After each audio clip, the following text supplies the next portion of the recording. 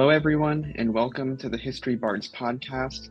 This is your host, Michael Zucker, the author of the Eisenhower Chronicles. We have a special guest for you today. Eileen Joyce Donovan is a historical fiction writer and is the author of the Campbell Sisters. Thank you, Ms. Donovan, for being here. Thank you for inviting me. It's my pleasure. So to start off, can you tell us about your journey as a writer and why you decided to start writing historical fiction? Well, I started writing children's fairy tales, but and I got contracts for 3 of them, but there was a problem with the publisher, and he never could make them get all the way through to print. I actually had arcs for 2 of them, but like I said, he had some problems, and they never went any further than that. And so for a while, I just kind of put everything away and thought, well, I don't know. I don't know if I want to continue. I tried writing a few more stories, and they just weren't sitting right with me. Something was wrong. And then I realized I was reading nothing but historical fiction. So I said, maybe I should look at historical fiction as a genre, since I love it so much. And there was a story about English children being shipped to the colonies during World War II. That struck a chord with me when I first saw the documentary, and had stayed on my mind for about 3 years. And I decided that would be the topic of my first historical fiction. So, and it was. And was that the Campbell Sisters, or was that a different work? No, that's a book called Promises. Okay. And in fact, it will be reissued. The original publisher took it out of print, but my current publisher, the one who published the Campbell Sisters, DX Varos, has agreed to reissue it in November. So that would be back out on the stands in November, which is very exciting for me. Yeah. And so when you're saying sent to the colonies, I guess we should discuss like which colonies and what circumstances. So World War II, was it to escape the Blitz?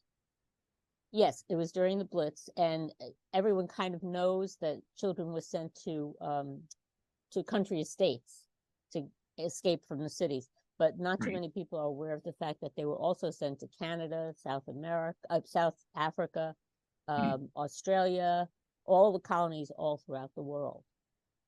So that was a part of the story that I don't think a lot of people were aware of, and a part of the story that I wanted to tell. Are you interested in discussing that story? So is that based on a real character, or is it a fictional story built within it?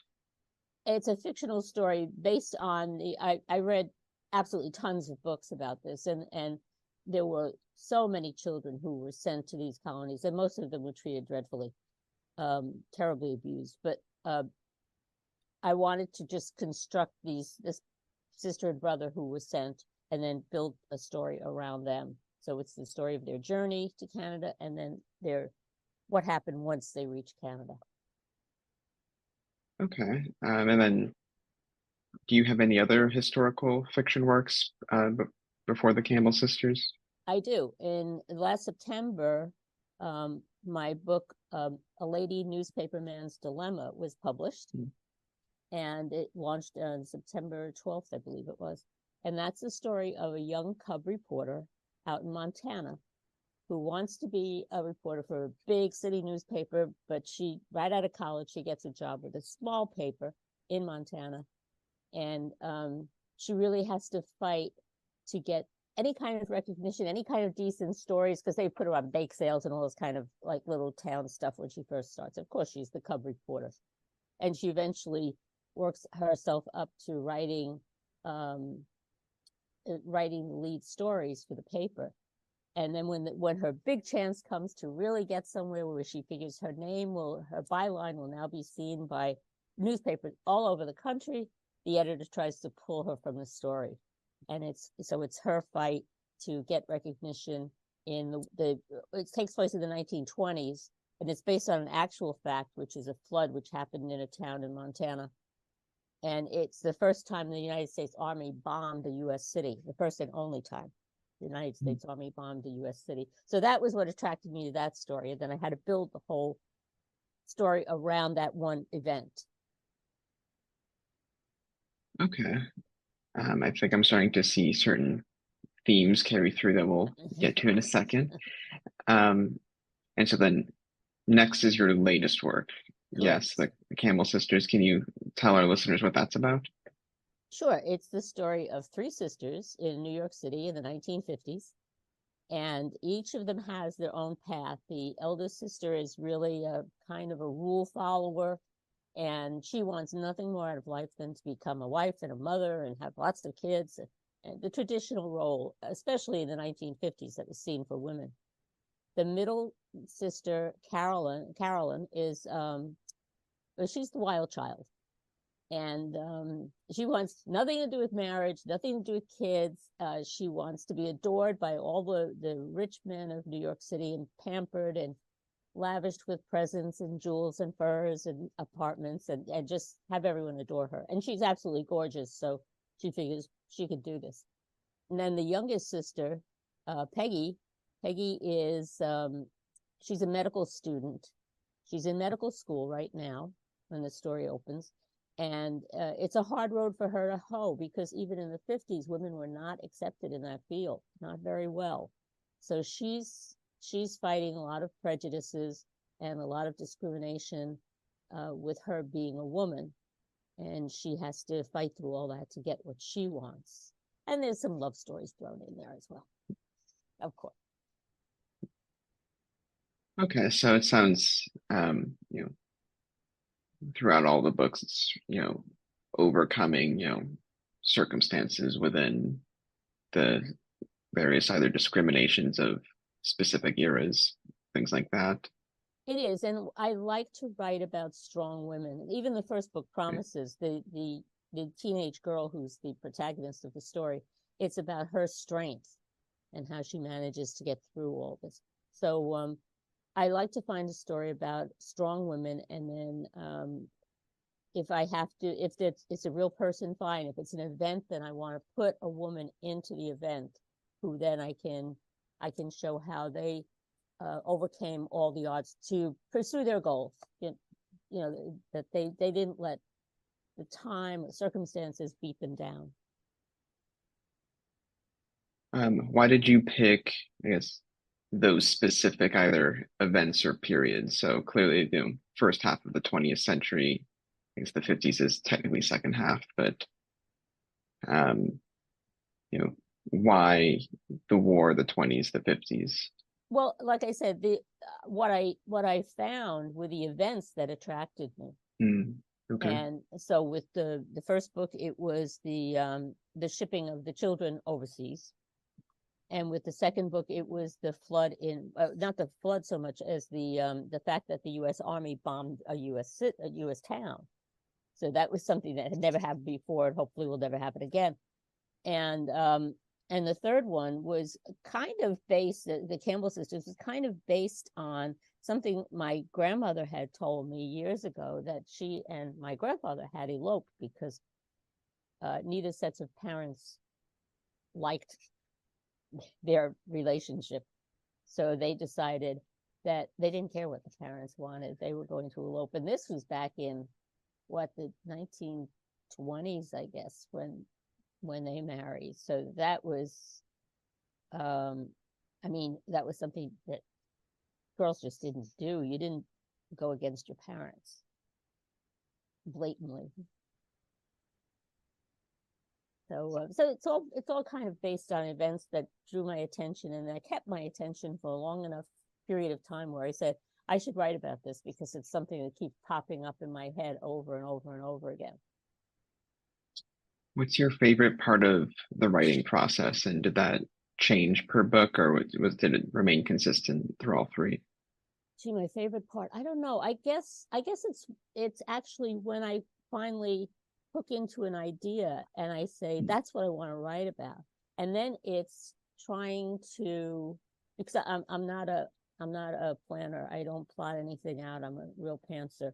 So then it's trying to say, okay, so how can I tell the story of this event in a way that would be interesting to readers? So then I have to juggle a lot of things in my brain to get it to come to a point. And it doesn't come to that point easily, The Campbell Sisters, I originally set it in the early 1900s. Wrote the whole book and was rereading it for about, I don't know, the 20th time or so, as we do when we write. You read it, you revise it, you read it. And I said, there's something here that's just not gelling. It's just, I don't know what it is, but it's just not. So I put it aside and I wrote some short stories and did some other things. And then I said, what if I moved it to the 1950s? Then, well, I'll give it a try. So I rewrote the whole book, which meant a lot of things had to change because the 50s were a very different time than the early 1900s, obviously. So, but when I finished, I said, this is where it should be. Yeah, this is better. Okay. So coming up with the idea, I guess, so as far as, writing itself, do you prefer, focusing on character development and arc and depth, or do you prefer more of, plotting and twists and that type of approach? I don't think of it so much, but I've been told by lots of people that all my books are character development, they're character studies. Yeah. So I guess that's what I do. But it's not something that I consciously do. I think it's just something that where the characters' lives are so important to me, and they are so intricate, intrinsically vital to make the story work, that is what I focus on.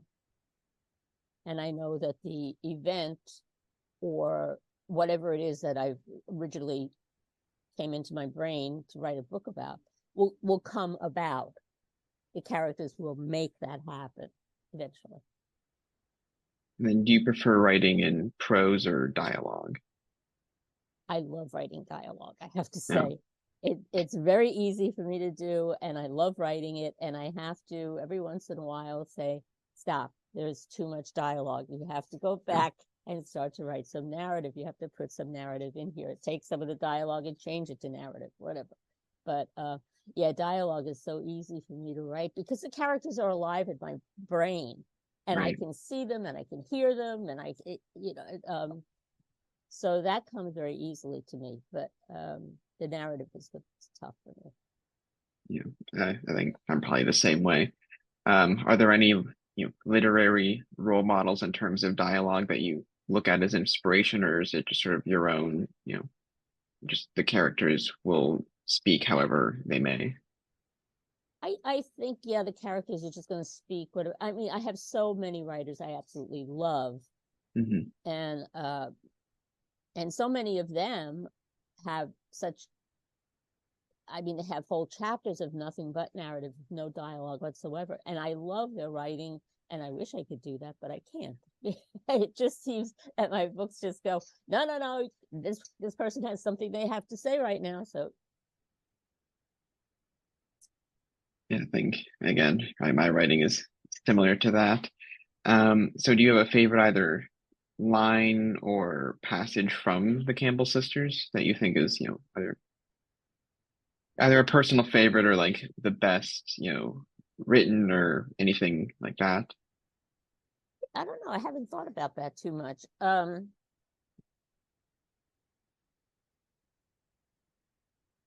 I guess I think I like it when the sisters, when all three sisters are together, but there are times when they're fighting.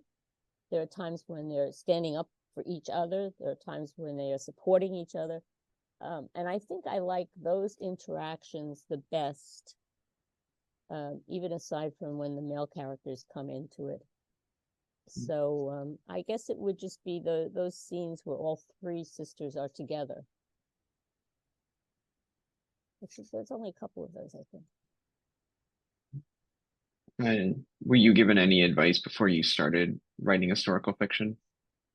No, that was just something I decided that I would take a shot at, because I was getting nowhere really with my children's stories. The first things I did were retellings of ancient Victorian fairy tales that I was always a big fairy tale lover, and I read tons and tons of them and had tons of them on my bookshelves. But these were stories I found in a book, and I think it was called Through the Looking Glass. I still have it somewhere around here, but there were stories I had never heard before, and these are really long. I mean, one of them I think is 100 pages, so they're not like the fairy tales we grew up with, that are, you know, something, a bedtime story that you can read in 5-10 minutes. These were things that were more like chapter books, and those were the ones that I decided to retell. But and then after I did that, and after, like I said, my publisher kind of went bye-bye, I wrote some of my own, but they just weren't going anywhere. And so it was like, okay, so you have two choices. You can either stop writing, or you can find something else to write about that maybe somebody will think is worthwhile. And I decided to try to find something else. And that's when it dawned on me that I looked at the books I had been reading, and I said, these are all historical fiction. Why am I not writing historical fiction? What type of, or what was it about historical fiction that was, drawing your interest as a reader, do you think? I guess just being able to be in a different, not just a different place, but a different time period, and really having to imagine what life must have been like in that time period. Especially a time period when you didn't have all of the electronic equipment we have today, and you didn't have all the conveniences you have today, and how difficult things must have been for people. And then to say, okay, so how would life be different for my character that we're living today as opposed to living then? And I love just losing myself in those different time periods. I guess it all comes from my ancient readings of Austen and the Bronte sisters, Dickens. I was so able to lose myself in those books. I mean, the world could collapse around me and I'd still be reading. Yeah, I mean, I know that, some critics have drawn a line between historical fiction and fantasy, I guess, for like the amount of world building that those stories require. Of course, I mean, historical fiction is usually more grounded in reality, but that's just kind of like an interesting comparison that I've heard made sometimes.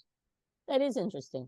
I've never heard that, but it's true, because you do have to build a world based on that time period. And as much research as you do, which I do for every book, I probably research anywhere from 6 months to a year before I start writing. You really have to immerse yourself in that time period, I do read books that were written during that time period to see that were written as contemporary novels. So then I'm getting a feel for what authors of that time period were writing about to their contemporary audience. So you pick up a little bit of slang, you pick up a little bit of the way they wrote, the manner of writing, how it's changed over the centuries, how it's evolved. And then you just immerse yourself in that whole time culture before you start building your world from all of that. Yeah, that's probably another of the differences between those two genres, is that a fantasy writer can sort of build their world however they'd like, whereas a historical fiction writer is tethered to what it actually was. Oh yeah, so that and you would get people pick up on the nittiest little things. Yeah. Oh yeah. Yeah, we can discuss reviews like. But so those historical fiction novels that were inspiring you, or that did inspire you to start entering the genre yourself, can you tell our listeners, some examples of what those were, what the ones that meant the most to you? Oh man, I read so many books. I know at that time period I was reading a lot of World War II books. Mm-hmm. And I guess that's and then I watched this documentary on PBS about the children in World War II and the program the government had set up to ship them overseas. And that's the one that just stuck in my head. But I will read almost any period of historical fiction if it sounds like it's a good story. I don't focus on one particular period. And like I said, I read so many books. I can read 10, 13 books a month. So yeah. So to remember titles of books is pretty impossible for me. But even now, I read Demon Copperfield, and then I read David Copperfield, Demon Copperhead, and then I read David Copperfield to see, because everyone keeps comparing the two, and I don't even want to get into that. And I just finished today, as a matter of fact, I just finished Homecoming, Kate Morton's new book, and that goes from contemporary back to historical, and has that dual timeline. So that, I can't say that there's one particular period I focus on or one particular type of writing I focus on, because I do go all over the place. Yes. I guess within your reading, do you have a preference for either, historical fiction based on fictional characters or based on real people? I don't think it matters very much. I mean, if it is based on real people, my characters have not been based on real people. But I've read a number where they are based on real people, and I truly enjoy them. But if they're totally fictitious, that's okay too. It depends a lot on the story and on how well the story is written. I think that's the main thing. So you said you did not receive any advice when you were entering historical fiction, but if, an up and coming writer said to you that they wanted to become a historical fiction writer, would you have any advice for them? I would just tell them to spend a lot of time doing research about the time period they're going to write in. And like I said, I personally like to read books that were contemporary to that time period, so that I get a feel for what was actually happening there. But I think the research is the most important thing, so that you know that what you're writing is true to the time period. What about advice regarding, let's say that the book is written, it's been either picked up by somebody or, it's going to be self-published, as far as marketing the work and finding an audience? The marketing is, as any author will tell you, the tough part. It's the part we all hate, because we write, we don't like it. So, I don't have a whole lot of advice in that area. I've relied on social media. I did start a newsletter. I have very, very few people reading it, but maybe eventually it will grow. So I've been using social media quite a bit. This book I put out on a blog tour, which worked out quite well for me. And just I guess word of mouth is the best thing possible for the book to get out. I mean, there are just so many books that come out every week that it's almost impossible to read all. Well, it is impossible to read all of them. So you really have to just try to see, like, places like the Historical Fiction Club, the Historical Novel Society, which I belong to. Those are good places to get the word out to people that, okay, here's my new book, here's my latest book, and hopefully a couple people will read it and write a decent review, because that's like the lifeblood here, the reviews, and get other people interested in it. And I guess, a publicist would be nice, but unfortunately they are so expensive that I haven't been able to bring myself to fork out that kind of money to do that, because until one of my books becomes a bestseller, I don't know if I'll ever be able to pay for a publicist, because they are really a lot of money. Right. So, as we start to wrap up, kind of circling back around to, the books themselves. Um, so when writing the Campbell sisters, yes, how did you find each sister's voice and, keep them separate enough and, you know, embody each one, either simultaneously or, dividing the chapters however you did? Yeah, I don't have them divided up by chapters. They're integral to the story, so they come and go throughout the story. And as far as finding a voice for each one,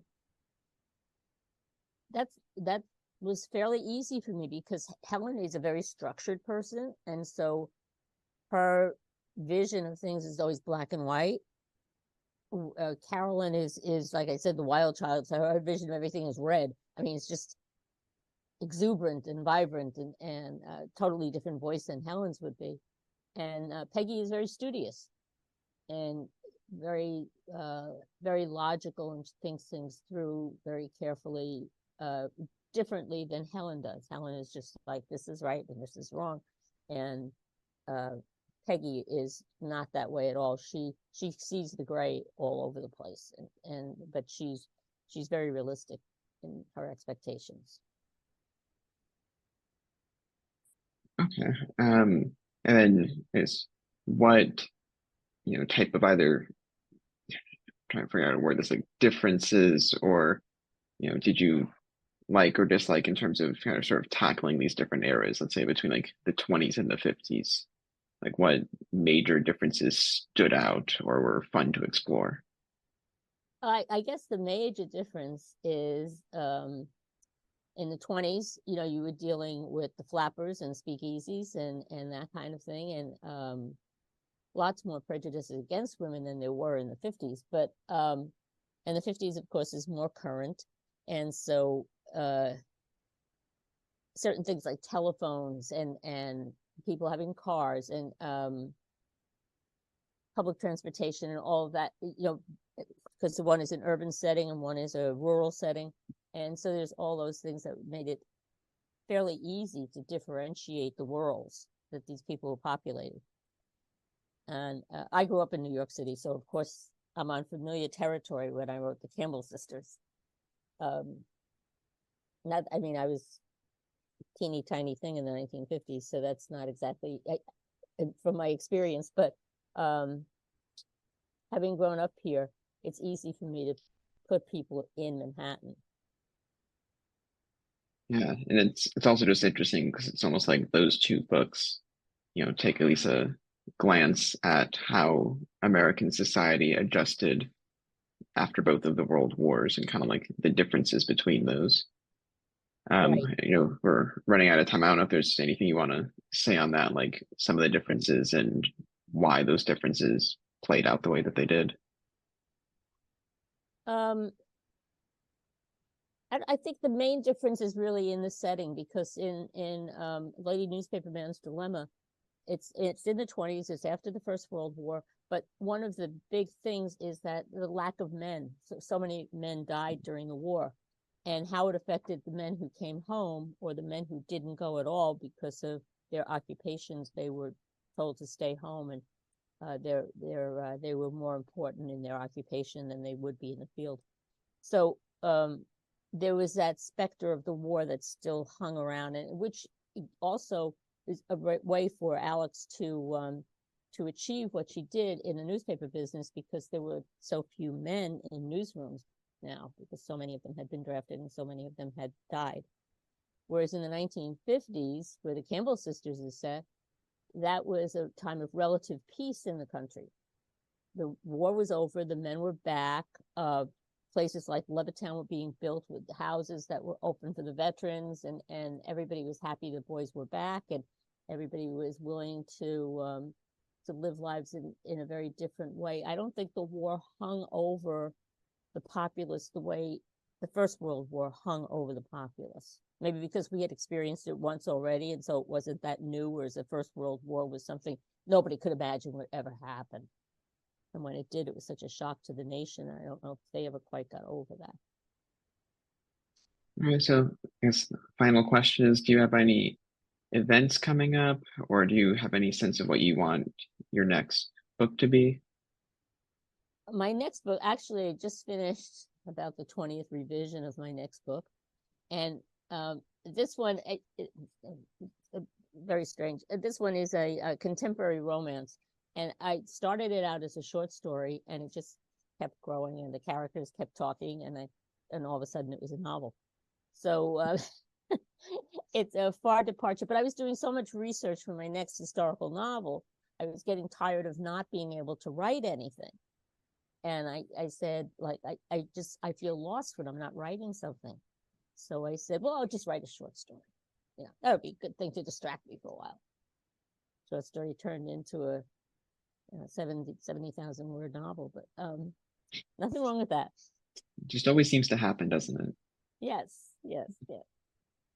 All right, so thank you, Miss Donovan, for speaking with us today, and thank you to our listeners for joining us. We'll see you next week with another historical fiction author. Keep on reading. Thank you very much for inviting me.